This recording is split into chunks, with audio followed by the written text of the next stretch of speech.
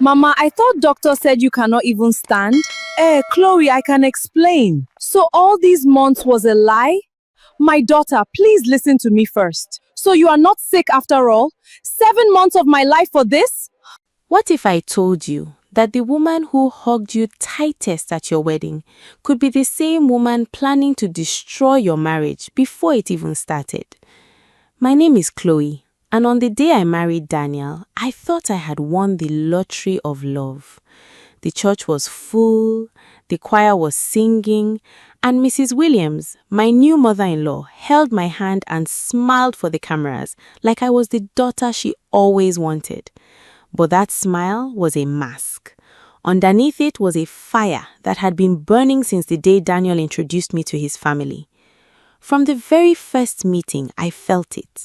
The way Mrs. Williams looked at me from head to toe, like she was checking the price tag on a market woman's wrapper. She didn't like that I was from a poor family in Ajegule. She didn't like that I didn't speak through my nose like the big girls from Lekki she had hoped Daniel would marry. She wanted a daughter-in-law with a rich father, a fat bank account, and connections. I came with none of that. I came with love, hard work, and a heart that genuinely cared for her son. But Daniel didn't care about any of that. He loved me. He used to say, "Chloe, my mother will come around. Just give her time." I believed him. I prayed for it. I fasted for it. I smiled through every cold greeting, every snide comment about my local accent, every time she compared me to other girls in front of me. When Daniel proposed, Mrs. Williams cried, but they were not tears of joy. I heard her on the phone with her sister, voice shaking with anger. This small girl from nowhere wants to carry my son's name over my dead body. Still, we got married. The wedding was beautiful. My mother danced until her wrapper nearly fell off. My father, a retired civil servant, gave a speech that touched every heart in that hall. For one day, I forgot about Mrs. Williams' coldness. For one day, I felt like I belonged. The morning after the wedding, Daniel and I packed our bags for our honeymoon. We were going to spend 5 days in a beautiful resort in Calabar, a gift from Daniel's company. I had never been on a flight in my life. My heart was doing somersaults of joy as we checked in at the airport, hand in hand, husband and wife. I remember looking at Daniel's face, so peaceful, so happy, and thinking, this is it. This is the beginning of our forever. I had no idea that forever was about to be interrupted by a phone call that would change everything. We boarded the flight, we landed in Calabar, we checked into our hotel room, a beautiful suite with a view of the river, rose petals on the bed, champagne on ice. I was still in my traveling clothes, taking pictures, laughing, feeling like a queen. Then Daniel's phone rang. I watched his face change in seconds. The smile disappeared. His hand started shaking. Mommy, what happened? Talk to me." My stomach dropped. I knew somehow, deep down, that our honeymoon was already over before it had even begun. "She's had a stroke, Chloe. My mother has had a stroke," Daniel shouted, already throwing his clothes back into his suitcase. My heart sank into my stomach. A stroke? Mrs. Williams, who just 2 days ago danced at our wedding reception until her wig nearly fell off, had suddenly had a stroke? "Daniel, calm down. Did the hospital confirm it? Who told you?" "My aunt called. She said Mommy collapsed at home this morning. They've rushed her to the hospital. Chloe, I have to go. I can't sit here in Calabar enjoying myself while my mother is fighting for her life." I understood. Of course I understood. What kind of wife would I be if I told my husband not to rush to his sick mother?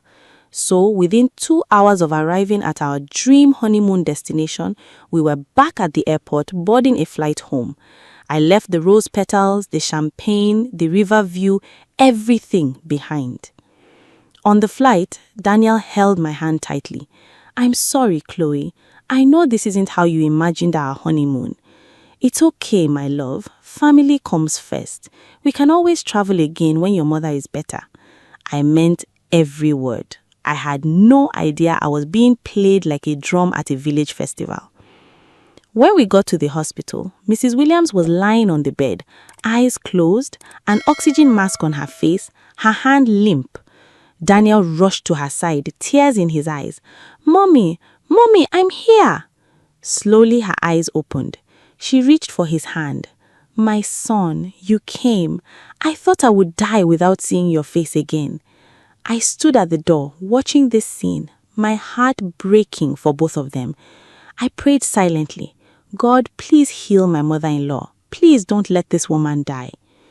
The doctor said the test showed mild symptoms consistent with a minor stroke and that she needed rest, physiotherapy, and close monitoring. From that day, our lives changed completely. Daniel moved us into Mrs. Williams' house temporarily, a temporary that would last for 7 months. I gave up my small apartment. I gave up my job as a fashion designer's assistant because Mrs. Williams needed round-the-clock care, and Daniel insisted I was the only one he trusted to do it properly. So, there I was, a new bride, still smelling of wedding perfume, now waking up at 5 a.m. to prepare pap and akara for my sick mother-in-law. I bathed her. I massaged her arms and legs because the doctor said her left side was weak. I sat with her for hours, fanning her, reading her Bible passages, praying with her. Some nights, Mrs. Williams would groan in pain, clutching her chest, and I would run to get her medication, my heart pounding with fear that she might right there in my hands. I never complained, not once. I told myself, "Chloe, this is what marriage is. This is what love requires. You serve your husband's family and God will reward you." My own mother called me one evening worried. "Mama, my daughter, it's been months. You just got married. When are you and Daniel going to have your own life, your own home?" I can't abandon her now. She's sick. My mother went quiet for a moment and then said something I would never forget. "Just be careful, Chloe. Some sicknesses are louder than they are real." I laughed it off then. I thought my mother was just being suspicious, the way mothers sometimes are. I had no idea how right she was. 7 months.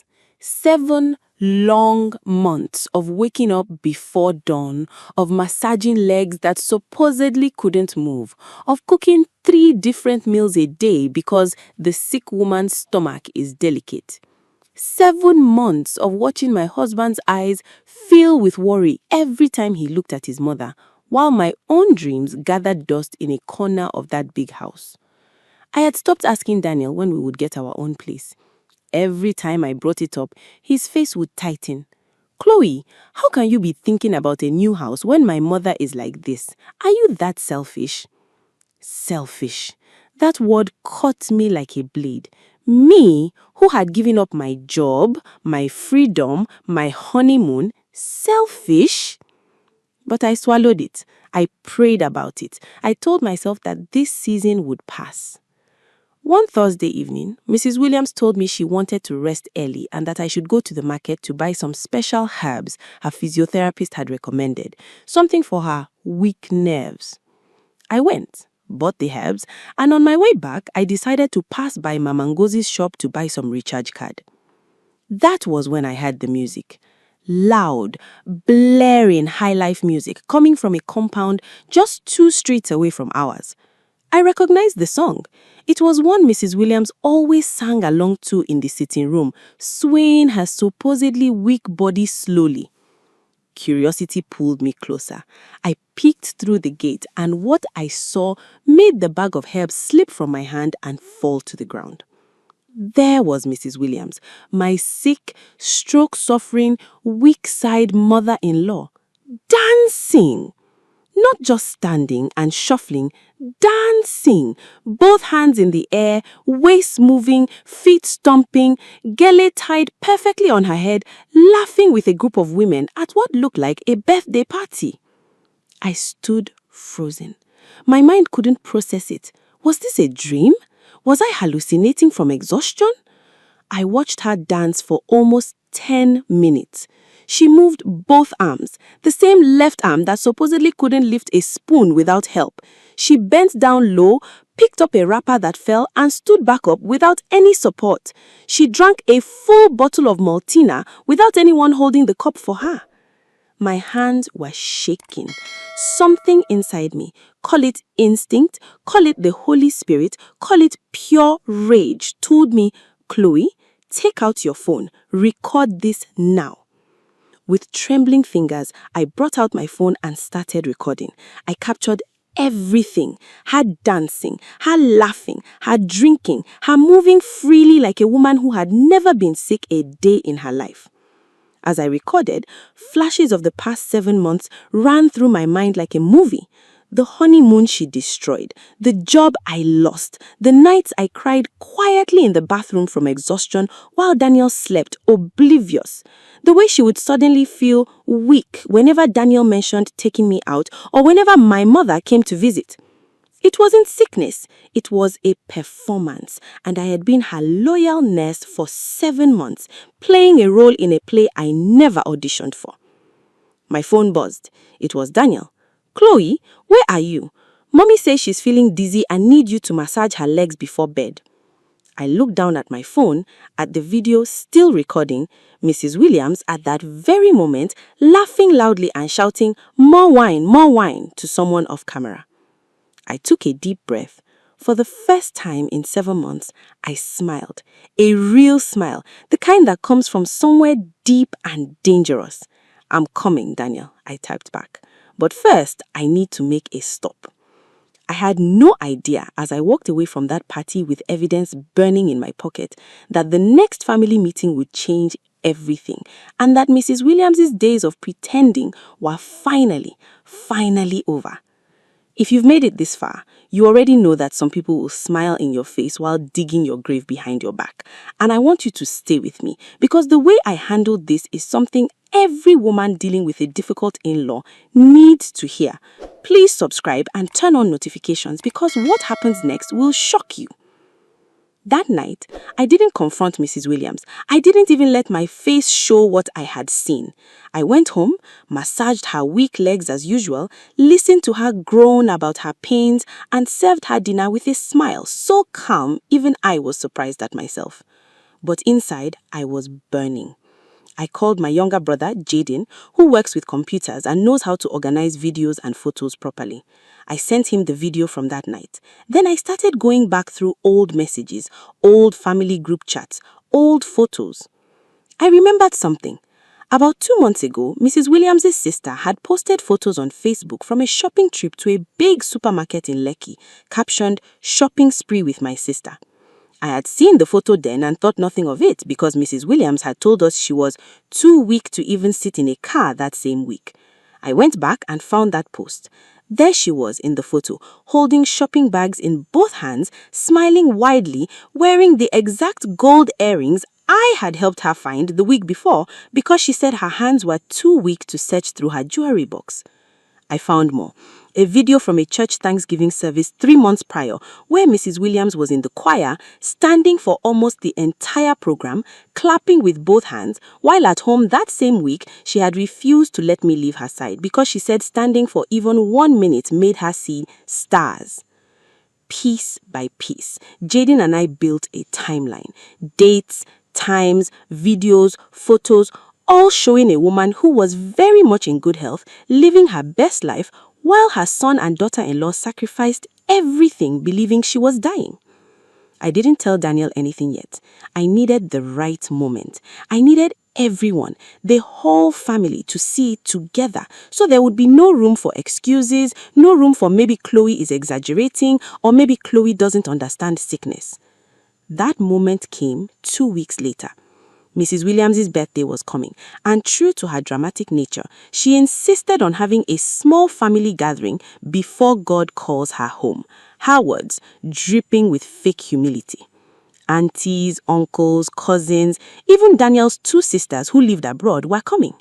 I smiled and helped plan the party. I cooked, I decorated, I even helped Mrs. Williams choose her outfit, a beautiful blue and gold Ankara set that ironically was almost identical to the one she wore dancing at that birthday party I had caught her at. The morning of the party, as I tied my own headscarf in the mirror, my hands were steady. My heart was calm. For the first time in months, I felt powerful. Not angry, not bitter, just ready. Daniel walked in, kissed my cheek. "You look beautiful, my love. Thank you for everything you have done for my mother these past months. I know it hasn't been easy." I looked at him in the mirror and said softly, "Daniel, today you are going to understand exactly how not easy it has been. All of it." He frowned, confused. "What do you mean?" I just smiled and picked up my phone, the phone that now held a video presentation Jaden had helped me put together with dates and timestamps. "You'll see, my love. Everyone will see." The party was in full swing by 4 p.m. The compound was decorated with balloons and banners that read, "Celebrating God's Faithfulness, Mrs. Williams at 60. Aunties in their best lace, uncles in flowing agbada, cousins running around with plates of jollof rice and fried meat. Mrs. Williams sat on a decorated chair like a queen on her throne, receiving greetings, fanning herself dramatically every few minutes, occasionally saying things like, my strength is not what it used to be since that stroke," while accepting another plate of food. Daniel stood up to give a speech. "I want to thank God for sparing my mother's life. 7 months ago, we almost lost her, but God and my wife Chloe's dedication brought her back to health." Everyone clapped. Mrs. Williams wiped a fake tear from her eye and blew a kiss toward me. "My darling daughter-in-law, God will reward you." That was my cue. I stood up, smoothing my dress, and took the small projector Jaden had helped me set up earlier, connected to a portable speaker. "Thank you, Daniel. Thank you, everyone. Before we continue, I actually have something to share, a kind of tribute video to celebrate Mama's strength and recovery over these past months." Mrs. Williams's face lit up. Chloe, you shouldn't have." She even adjusted her gilly, ready to be admired. I pressed play. The first video came up on the wall. Mrs. Williams dancing at that birthday party, both arms in the air, waist moving freely, the date and timestamp clearly visible in the corner, the exact same week she had told Daniel she couldn't lift a spoon without help. The room went quiet. The next clip, the church choir video, Mrs. Williams clapping with both hands, standing for the entire service, same week she told me standing made her see stars. Then the photo, Mrs. Williams in Lekki, shopping bags in both hands, wearing the gold earrings she claimed she was too weak to find herself. Gasps started rippling through the room. Daniel's face had gone pale, his mouth slightly open, eyes moving from the screen to his mother. I kept my voice calm, steady, even gentle. I put this together because I wanted everyone, especially Daniel, to really understand the journey Mama has been on these past 7 months. Because while we were told she was bedridden, weak on one side, unable to do anything for herself, I let the next video play. Mrs. Williams dancing again, this time at a different event, 3 weeks after the stroke, laughing and lifting a tray of drinks with both hands. While we were told she was bedridden, weak on one side, unable to do anything for herself, Mama was actually out, dancing, shopping, and singing in the choir. The same week Daniel cancelled our honeymoon, the same week I left my job, the same months I woke up at 5 a.m. every day to care for a sickness that it seems only existed when Daniel or I were watching. The silence in that room was so thick you could hear the balloons rubbing against each other in the breeze. Mrs. Williams's fan stopped moving. Her mouth opened and closed like a fish out of water. "Chloe, this is not what it looks like. I had good days and bad days. That's how stroke recovery works." "Mama," I said gently, "stroke recovery doesn't include dancing at a party 2 days after the diagnosis while you told your son you couldn't sit up in bed." Daniel turned slowly to face his mother. His voice when it came was barely above a whisper, but it carried across the entire silent compound. "Mommy, is this true? Mommy, is this true?" Daniel's voice rose, cracking with hurt and disbelief. "Did you fake a stroke? Did you lie to me? Did you destroy my wife's honeymoon? Take away 7 months of our lives together? Make my wife a nurse for nothing? For a lie?" One of Daniel's older aunties stood up, her face hard. "Comfort," she said, calling Mrs. Williams by her first name, something I had never heard anyone do. "Is this true? Because if this is true, you have done something very wicked. This girl gave up her job for you. She gave up her honeymoon for you, and you were dancing at parties behind her back?" Mrs. Williams started crying, real tears this time, the kind that come when you are caught, not the kind for sympathy. I didn't want my son to be tied down so fast to a girl I didn't choose. I thought if I kept them busy with me, if I kept Chloe close where I could, mold her, maybe things would be different. I didn't mean for it to go on this long, but then it became easy. Everyone believed me. "Easy?" I finally spoke, and my voice didn't shake at all. "Mama, do you know I cried in your bathroom many nights from tiredness? Do you know I cancelled plans with my own mother because I was scared something would happen to you while I was away? I prayed for you. I genuinely loved you even when you didn't love me." Daniel sat down heavily, holding his head in his hands. Then he looked up at his mother with eyes I had never seen him on before, eyes that had finally, completely opened. "Mommy, you used my love for you to hurt my wife. You used my fear of losing you to control both of us. Do you know what you've done?" "Daniel, please, my son." "No." He stood up, walked over to me and took my hand in front of everyone. "Chloe, I am so sorry. I am so sorry for every moment, every sacrifice, every tear you cried while I was too blind to see what was happening in my own house." The aunties and uncles started talking all at once, some scolding Mrs. Williams, some shaking their heads, one uncle saying loudly, "This is why I always say, do your own investigation before you cancel your son's honeymoon for any small headache." Despite the heaviness in the air, a few people actually laughed at that, breaking the tension just a little. Mrs. Williams sat alone now, her birthday crown of fake flowers slightly crooked on her head. No one rushing to comfort her, no one fanning her, no one bringing her another plate of food. For the first time in 7 months, she looked truly, genuinely weak, not from any stroke, but from the weight of being seen for exactly who she was.